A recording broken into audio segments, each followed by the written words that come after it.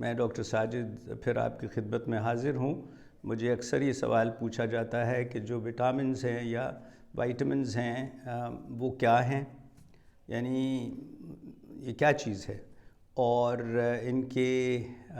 نام کس طرح رکھے گئے ہیں۔ اس کے علاوہ یہ بھی پوچھتے ہیں کہ یہ کہاں سے ملتے ہیں، ہمیں کہاں سے حاصل ہوتے ہیں، اور اس کے علاوہ کہ اس کی کمی کیسے ہو جاتی ہے بچوں میں یا بڑوں میں، اور اس کے کچھ اثرات ہوتے ہیں۔ پھر یہ کہ عام طور پہ والدین میرے پاس آتے ہیں کہ اس کو کچھ وائٹمنز دے دیے جائیں، تو کیا یہ ضروری ہیں اور ہر وقت دینے چاہیے، کسی موسم میں دینے چاہیے، کسی بیماری میں دینے چاہیے۔ اور یہ بھی پوچھا جاتا ہے کہ ان کے لینے سے کیا بچے کو یا بڑوں کو دل کی تکلیف، کینسر یا آج کل جو وبا پھیلی ہوئی ہے کووڈ کی، اس سے بچایا جا سکتا ہے۔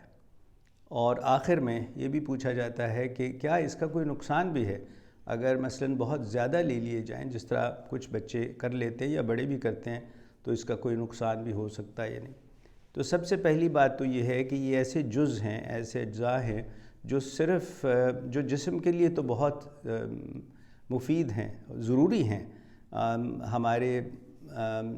جسم کے بڑھنے میں، اس کی صحت کے لیے اور ذہنی اور دماغی نشو و نما کے لیے بھی، مگر یہ خوراک سے ملتے ہیں اور جسم کے اندر یہ ان میں سے بیشتر موجود نہیں ہوتے، وہ بن نہیں سکتے۔ کچھ بنتے ہیں مگر سب نہیں۔ تو ان کا نام اسی طرح رکھا گیا ہے، اس کو ABCD کر کے K تک رکھا ہوا ہے، اور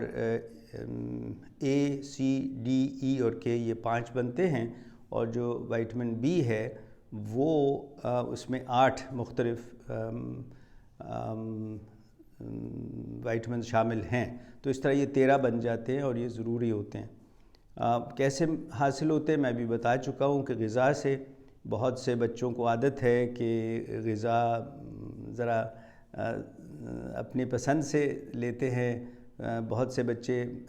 سبزیاں نہیں کھاتے، پھل نہیں کھاتے۔ تو اگر غذا بالکل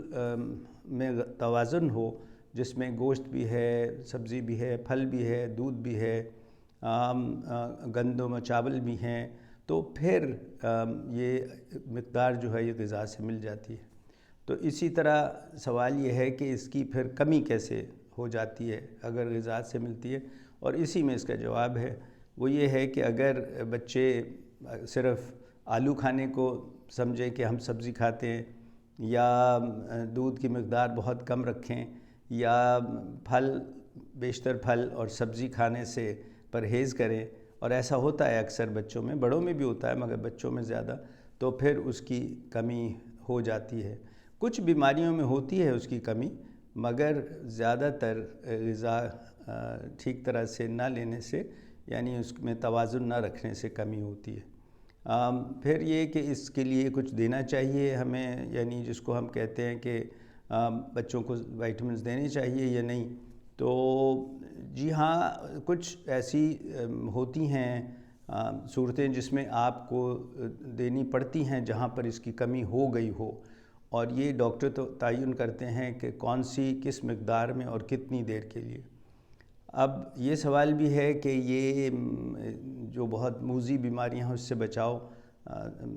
مہیا کرتا ہے یا نہیں۔ مثلاً دل کی تکلیف ہے، کینسر ہے، یا جو آج کل وبا پھیلی ہوئی ہے کووڈ کی، اس میں اس کا کیا عمل دخل ہے۔ تو آپ یہ سمجھ لیجئے کہ اس طرح تو نہیں ہے کہ آپ اگر یہ لے رہے ہوں گے وٹامن، مگر اور آپ کو دل کی تکلیف نہیں ہوگی یا کینسر نہیں ہوگا یا کووڈ نہیں ہوگا، مگر ایسا ضرور ہے کہ اگر آپ وہ